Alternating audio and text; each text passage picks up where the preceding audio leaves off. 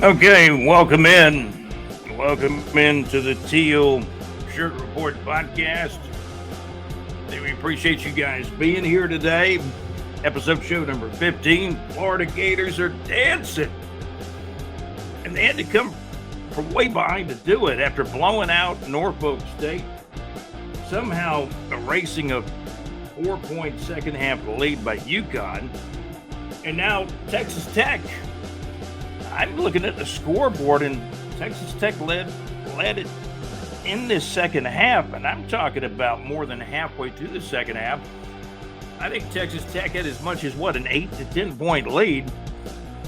Florida Gators went on a big run in, say, the last, 2 or 3 minutes of the game, and they ended up winning the game 84 to 79. Go Gators, right? So here we are, episode show number 15, talking about the Jaguars. I saw something on the X, the old Twitter. Is Brian Thomas Jr. a top 5 wide receiver in the NFL? That's a tough question to answer, but he puts together another season in year 2 like he did in year 1, and the answer could be yes. Make no mistake about it, Brian Thomas Jr., he is the number 1 wide receiver for the Jacksonville Jaguars. We are absolutely brought to you by Saucer, Realty and Capital for your real estate needs in North Florida. Also by the Mad Max Mix Weebly.com. Mad Max, after a recent surgery, has been back for a few weeks now. Max, you're sounding great on the show. We've also been interviewed by Max, a couple of weeks back, and we're certainly thankful, and we want to thank Max and for having us on his show, the MadMaxMix.Weebly.com, each Wednesday night. Max plays music, pop classics, right? Classic rock request, music, pop classics, and more. The MadMaxMix.Weebly.com each Wednesday night at the MadMaxMix.Weebly.com. It's mentioned in our ticker on the podcast, and of course the YouTube version. JC does live from the pub on Thursday nights. JC will slip in a Beatles song for me now and then. Eddie Money, great music. Man, his show was really popping last Thursday. Man, JC.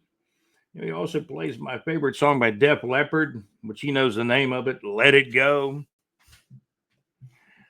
It's a good title for a song, right? Def Leppard. That's probably my favorite Def Leppard song, but most people that are, and I'm not a true diehard Def Leppard fan, no doubt. But the true diehard Def Leppard fans, Let It Go is not their favorite song by Def Leppard, I'm assuming. Pour Some Sugar on Me, or, some of the other songs. But we're brought to you by the MadMaxMix.Weebly.com. Lake Eufaula Hits and JC's live from the pub show on Thursday nights. And Saucer Realty and Capital for your real estate needs in North Florida and surrounding areas, whether it's home, residential, business, or commercial real estate. We're about 4 minutes in. I want to salute number 15. And JC, I do want to tell you that when we did the 12s, and you brought up Roger Staubach, who I omitted, I've done episode number 12s before, and I've had him in. And I did mention, when I mentioned, Terry Bradshaw and Jim Kelly and obviously Joe Namath and a few others. Then I also made a statement, and others. And some of those others would be, obviously Roger Staubach, a big number 12 if I omitted him. And another number 12, JC, we got to bring up that I probably on episode 12 did not mention, and he was one of my favorite quarterbacks, even though the team was not one of my favorite teams, but I loved watching him.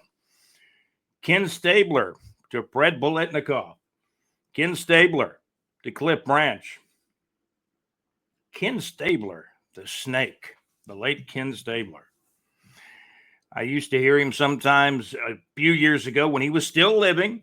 He did color commentating for Alabama football with none other than Eli Gold providing the play-by-play as the voice of the Crimson Tide. When I was a kid growing up, I listened to Otis Boggs back in the 1970s. Then when Charlie Pell came in, late 70s, early 80s, there was a new voice. Was it David Steele? But he didn't stay too long. I think he went to the Orlando Magic or something after that. And the Gators, Mick Hubert was a longtime voice for Florida Gator football as well. I don't know how I got off into talking about play-by-play voices. I did meet Skip Carey. JC, I don't know if you ever heard this story. Now, maybe I did tell you this, but I've told other people this story about Skip Carey. When I was running the radio station up in Western Georgia, there was a time when we were an Atlanta Braves affiliate, I think for a brief time, and I got an invite to go to a Braves affiliates weekend, and I met Skip Carey, the late Skip Carey, who passed away. It's probably been at least 10 years since Skip Carey's passed away. But I got to meet him. I think it was 2 or 3 years before he passed away. And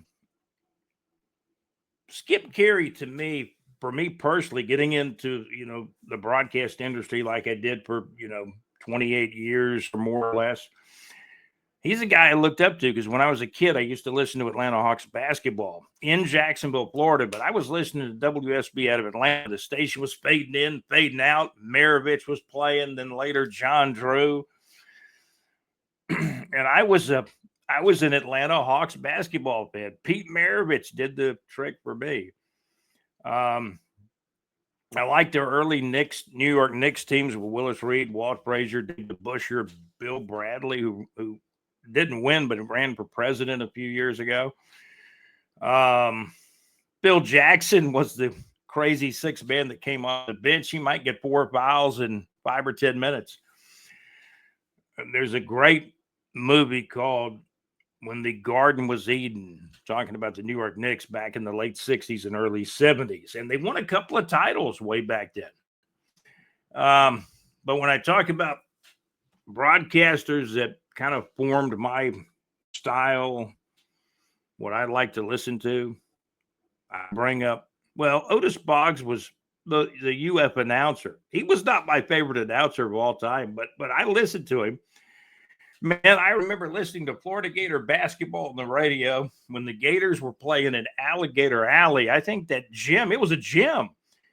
And I think Alligator Alley held 5,500 fans in the 1970s.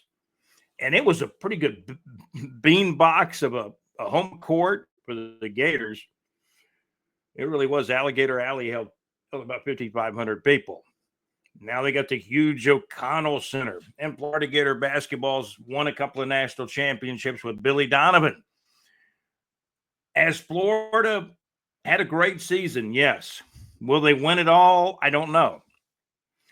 If they play like they did against UConn and Texas Tech, I would say no.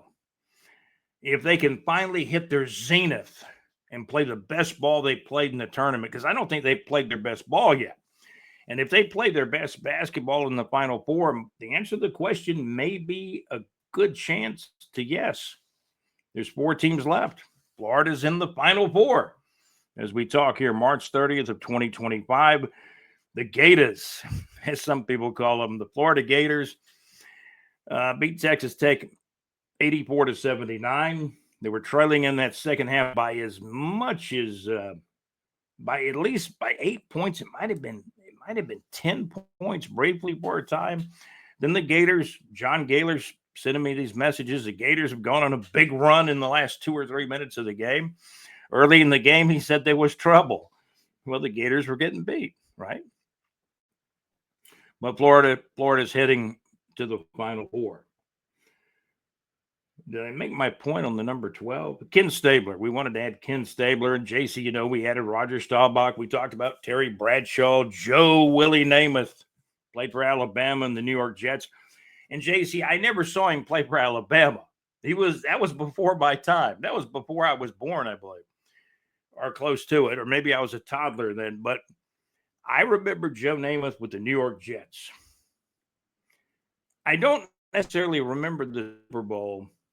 I was such a young kid. I don't remember the Jets beating the Colts in the guaranteed win. Of course, I heard about it. Joe Namath ended up getting some type of an interview show on TV, and it was pretty good, I thought. Joe did some movies. Joe Namath, he's had a great career. I don't want to say anything bad about Joe. I've watched the good in Joe, the 50-yard pass, which he threw the prettiest 50-yard pass I've ever seen a quarterback throw, with maybe the exception of an Andrew Luck, who retired from the NFL early. Joe played a long time, longer than the doctors thought he would. But man, he took a beating, took punishment. The wide receivers back then, the defensive backs could bump and run with him. That's why the stats of Joe Namath and some of those guys are not as good percentage-wise as they are nowadays. People maybe they don't remember that. They're too young to remember that. But some of us that were around then need to bring that up. Joe Namath. Well, he was, I was not a Jets fan, but I like watching Joe Namath. I liked watching Ken Stabler. I was not a Raiders fan. On a Sunday afternoon at 4:00 in what I thought was the biggest rivalry in the NFL back in the 1970s, the Kansas City Chiefs had towed up against the Raiders. And I was pulling for the Chiefs, but I loved watching the Raiders. Blitnikoff, Cliff Branch, Ken Stabler. I don't remember much about Daryle Lamonica, but he was playing when I was a kid. And I think Daryle Lamonica signed a deal to go to the World Football League, and I think the World Football League folded before he got there. Man, the stuff we could talk about, right? Well, we got to talk about the Jaguars, North Florida Entertainment. Still some good concerts coming to the area. Let's see, April 3rd, you got Uncle Kracker and is it Sugar Ray? April 3rd at the Clay County Fair. Authorities think, do they have enough parking? Do they have enough people patrolling the crowds? That was a problem with the last event they had in Clay County. They said, man, we just don't have enough security out here. They got to get that straightened up for Uncle Kracker on April the 3rd at the Clay County Fair. Rick Springfield coming with the 80s tour, Wang Chung, John Cafferty. I didn't see any mention of the Beaver Brown Band, but they were playing with him years ago. John Waite from Missing You fame, probably his biggest song. He was with the Babies before he went locale or solo, I should say. But good shows coming to the area. You can check it out at bigjreport.com, the neighborhood news section at bigjreport.com. Number 15. This is episode show number 15, but I've been regurgitating 12, right? This is episode show number 15. Who do I remember that's 15? Well, Tim Tebow. And even before Tim Tebow, like 20 years before Tim Tebow played, Wayne Peace was playing quarterback and wearing number 15, and he was one of Charlie Pell's first quarterbacks. And I'm a friend on Facebook with, of course, Charlie Pell passed away a number of years ago. He played at Alabama. He was a head coach at, I believe, Jacksonville State, then Clemson, and then Florida. I bring his name up because I'm actually friends with his wife on Facebook, Ward Pell. Nice lady, great lady, and she was Charlie's wife. I remember my mom talking about, hey, there's Ward. But my mom and dad were huge Florida Gator fans. My mom is still around. Dad passed away, sadly, about 4 years ago. But talking about number 15, Tim Tebow, Wayne Peace. I'm going to remember Wayne Peace. There was a backup quarterback for the New York Jets whenever Jim Namath got a knee injury. One of those guys was coming in. Al Woodall was the guy's name. Who wore 15, though? I think it was Bob Davis. Joe had to have backups. I'm going to tell you right now because, man, Joe take a shot in the knee and he was out of there. He was tough now. He played in pain. Al Woodall was a backup quarterback. I remember back in the 1970s when I was a kid. Um, Bob Davis played 7 seasons with the New York Jets, Oilers, and New Orleans Saints. 14 touchdowns, 1,553 yards. He was a backup quarterback. I wonder if we got any photos of Bob Davis that I can look at while I'm talking to you guys. Joe Namath, Joe Willie. Joe Willie wore number 12. You can find his picture. Man, I found some pictures recently of Joe taking some shots. Man, that was back when football was football. And then now the aerial shots of Joe throwing the 40 or 50-yard touchdown pass. Joe had great form. He was a great athlete. He could throw the football. And some people talk badly about Joe not being as good as today's quarterbacks. I don't buy that for a minute. There was bump and run coverage by the defensive backs. I see Brother Bob Davis was a backup. He wore 15. I don't know what Al Woodall's number is, but he was another backup. Joe Namath wore 12. Bob Davis wore 15. He was a backup for the New York Jets. And the reason why I brought his name up is because he wore 15. But I distinctly remember him as a backup quarterback with the New York Jets. Tim Tebow wore 15. Wayne Peace wore 15. Gosh, I had another number 15 on my mind before we even started the podcast. Maybe I'll think of it in a minute. But number 15 was a pretty cool number. Earl Morrall might be the most famous number 15. Earl Morrall was a backup quarterback, was with the Colts. I think he backed up Johnny Unitas. Then when Don Shula got the Dolphins job, he brought Earl Morrall to back up Bob Greasy. And if you didn't know it, in the perfect season in 1972, if you check the records, you'll find out that Earl Morrall started more games than Bob Greasy did, because Bob Greasy got hurt early in the year. And then Bob Greasy really didn't come back and play until the playoffs. So Tim Tebow, in my mind, Tim Tebow, number 15, Wayne Peace, number 15 for the Florida Gators, and Bob Davis, number 15, backup for the New York Jets, backed up Joe Willie Namath. When's the last time you heard that name, Bob Davis? Maybe never, huh? Number 15, Earl Morrall. You know, after Tim Tebow, Earl Morrall might be the most famous number 15, because he was on the Dolphins team that went perfect in 1972. Then they won the Super Bowl game in January of 73 in the same season. Earl Morrall won. Bob Greasy was really a good quarterback, and he wore number 12, JC, and I know I mentioned him in the 12s. But Earl Morrall, number 15, I believe if you check back at the perfect season, Earl Morrall played and started more games than Bob Greasy did due to an injury to Bob Greasy. Jaguars draft, man, I still want an offensive tackle.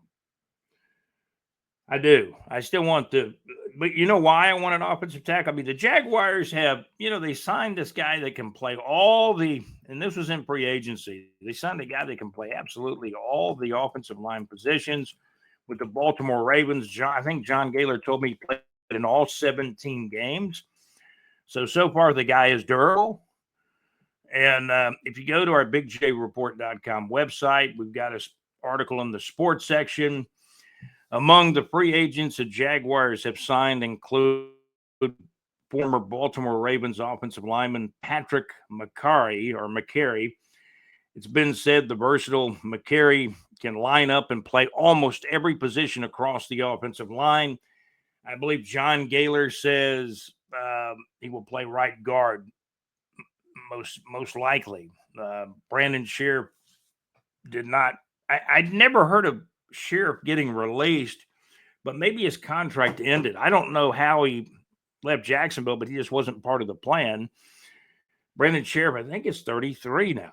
He's not been picked up by another team, to my knowledge. Last time I checked, some people thought he was even even though he made a lot of money, then he might have been one of the weak links to the offensive line. He was pretty good for a time, wasn't he? He was drafted by the Redskins or the Washington football team several years ago. Signed with the Jags as a free agent. What 3 or 4 years back. And the Jags have signed quite a few offensive linemen that came out of free agency over the last few years. I still think you got to draft a guy that has potential to be all pro. Does Patrick McCary have a potential of being an all pro? Maybe not, but maybe. But he's versatile. He can line up and play almost every position across the offensive line. The Jacksonville Jaguars have signed a good number of free agents now. And we've been putting the list together. They signed the number 3 wide receiver from the Washington Commanders. They've signed, numerous other players. There's another offensive line guy they signed besides McCary. But McCary is the one that general manager Gladstone is really excited about and really talks like this guy could be the real deal to help the Jags offensive line. I believe he'll play right guard, but he's capable of playing other positions. We talked about the general manager. We did. General manager James Gladstone. Meet the Gladstones. Meet the Gladstones. They're the modern young Jaguars brass. Boselli. Well, you got Boselli. Boselli's the older guy. He's younger than me. Boselli's the old guy, the executive vice president of football operations. You got James Gladstone, the young GM, who's like 34. I'll tell you something. John Gaylor sent me something. It had a double meaning to it. I think he sent me a message. He said, Todd Golden is the youngest coach ever to make it to the Final Four as a college basketball coach. I don't know how old Todd Golden is, but he can't be much older than James Gladstone. Meet the Gladstones. They're the young Jaguars brass. Boselli. So I'm working on my Gladstone song. So that's what we're doing. Hey, you're tuned into the Teal Shirt Report podcast. We are absolutely rocking and rolling with Mike Town in the background there. Got the Teal Shirt Report logo in the upper right-hand corner, if you notice. A lot of concerts coming up. Gators in the Final Four. Tim Tebow wore 15. This is episode show number 15. So did Bob Davis, back up for the New York Jets back in the 70s. He played with a couple other teams like most backups do. The backups back in the day ain't play in a long time for a particular team. Don Strock spent years with the Miami Dolphins, backing up 2 or 3 different starters. The Jaguars now have a new backup. Man, they signed old Mullins, didn't they? He's got one letter different than my last name. What's his name? Is it Nick Mullins, the backup quarterback for the Jaguars? And then Mac Jones, he left town. Now he's signed up with the 49ers, a team that I think our executive producer actually thought was going to draft Mac Jones when he came out of college because they were trading up. The 49ers were. Then they went with another guy. But is it Nick Mullins? Nick Mullins is the guy's name. Apparently Gladstone and Liam Cohen, especially the new head coach, must like this guy to be their backup. Obviously, if you're going to win anything substantial, Trevor's got to play. And I still think the offensive tackle, what I want is a guy that can become all pro at left tackle. Now, I know the Michigan defensive tackle looks good. I've seen his film. I have. And there's been a push on him. He might go higher than 5. He might not even be there when the Jags draft. But the left tackle, Will Campbell, out of LSU, another LSU player. That's the guy I would go after. I think he's got potential to be all pro. Tate Ratledge would be a great guard. And then I think you're done. Get them high. Get those offensive linemen high. My goodness. Then you can concentrate on the cornerback and the flashy players. I know the Heisman Trophy winner's not going to be there for very long. I think the Giants may take him at 3. They let Saquon Barkley get away, over a year ago, and he won a Super Bowl with the Eagles this past year. Nick Mullins. Nicholas Clayton Mullins is an American professional football quarterback. I'm reading this from Wikipedia. Let me give them credit, Wikipedia. Nicholas Clayton Mullins is an American professional football quarterback for the Jacksonville Jaguars in the National Football League. I got no idea where this guy played college ball at, but they're going to tell me in the Wikipedia. He played for Southern Miss. I did not know that. That's the same college Brett Favre played for. So, again, Nick Mullins, Nicholas Clayton Mullins, born back in 1995, the very year the Jaguars first started in their initial first season. He was born a few months before the Jaguars started playing in the Hall of Fame game, JC, against the Carolina Panthers. Nick Mullins has played some football, a good amount of football, just like Mac Jones had. Nick has been around, I guess, a little longer. I see a picture of Nick Mullins in a 49ers uniform back in 2020, and this season is going to be 2025, so he's been around for a few years.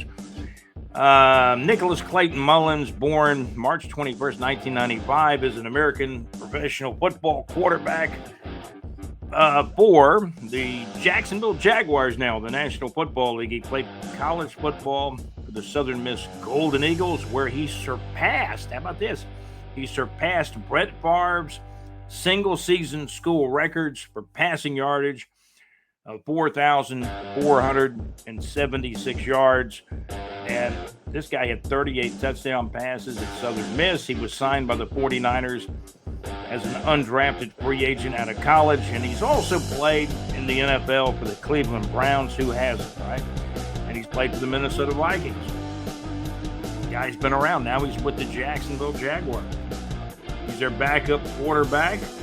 He's got some experience in the NFL now, but he's always predominantly been a backup.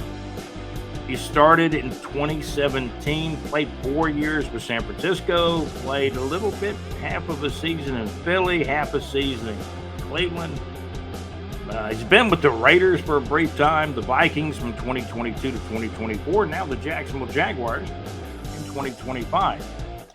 Meet your backup quarterback, Nick Mullins, 30 years old, out of Little Rock, Arkansas, 6'1", about 210 pounds approximately. That's your backup quarterback, Nick Mullins, now for the Jacksonville Jaguars. Mock drafts. Well, I'm going to study those. I mean, I could pull one up now and we could start talking about it, but I think on the next podcast, maybe I'll do a little research on mock drafts, because it's already March 30th. The draft is like 3.5 weeks away, I think. And it's going to be in Green Bay this year. Isn't that interesting? Gosh, there was another thing I was going to mention. Okay, here we go. SEC football. Lagway, they say, might have a lingering injury. I don't really know what it is, but he's key and crucial for the Gators to have a good season. There's people saying that Auburn coach Hugh Freeze in his third year might turn the corner and be a really surprise team in the SEC. The board, Alabama, better put it together after losing to Vanderbilt last year in 2024. Brian Kelly at LSU, man, he's gotten a taste of SEC football. He got beat up by a few teams at times, but they've had some, LSU's had some good teams since he's been there too. They've got a lot of good talent in there. They sent a lot of players to the draft, including one Brian Thomas Jr. And I will take, because our executive producer has told me that Will Campbell is the truth, the left tackle coming out of LSU. And you could put Walker Little out there all day and all night, but I don't think Walker Little is all pro. I think you need a guy potentially that could be all pro at left tackle, and that might be Will Campbell. Let him duke it out in training camp. That's going to do it for the Teal Shirt Report podcast. We'll be back again. Hope you like the logo in the top right-hand corner. Teal Shirt Report podcast. I'm Scott, your host. We've been brought to you by Saucer Realty and Capital for your real estate needs in North Florida. See the man, Larry, as I call him, Lake City Larry. And they sell homes in Jacksonville, Gainesville, Lake City, surrounding areas, both North Florida and even a little bit south of that line. I want to say hello to Mad Max, and he's got a great show on Wednesday nights at the madmaxmix.weebly.com. Max is on from 6 o'clock till 8 o'clock Central Time, 7 o'clock till 9 o'clock Eastern Time, the madmaxmix.weebly.com. Lakey Fall of Hits has the one and only JC on Thursday nights. JC's live from the pub show on Thursday nights. Great show. Max and JC both play my request, and I appreciate it. JC has a chat box where you can kind of chat your request to him. Mad Max will give you his phone number where you can call him or text him, so you can get your request on these great shows. The Mad Max Mix, the madmaxmix.weebly.com, the madmaxmix.weebly.com, and they keep all the hits on Thursday nights. They both start times are the same, 6 o'clock Central Time, but different nights. 6 o'clock Central Time, 7 o'clock Eastern Time for the start time of Lakeview Fall of Hits on Thursday nights with JC live from the pub. And Mad Max's show, 6 till 8 o'clock Central Time, 7 o'clock till 9 o'clock Eastern Time at the madmaxmix.weebly.com on Wednesday nights. You guys have a great day. Thank you for listening to the Teal Shirt Report podcast. Have a great day. I'm out. Thanks to our executive producer, JC. Also, John Gaylor, our corresponding contributor to our podcast, and also the Big J Report. And Alex Nunnery, another one of our producers. Thank you guys for what all you do. 32 minutes in, JC. That's going to do it. I'm Scott, your host of the Teal Shirt Report podcast. See you later. Das Vidania.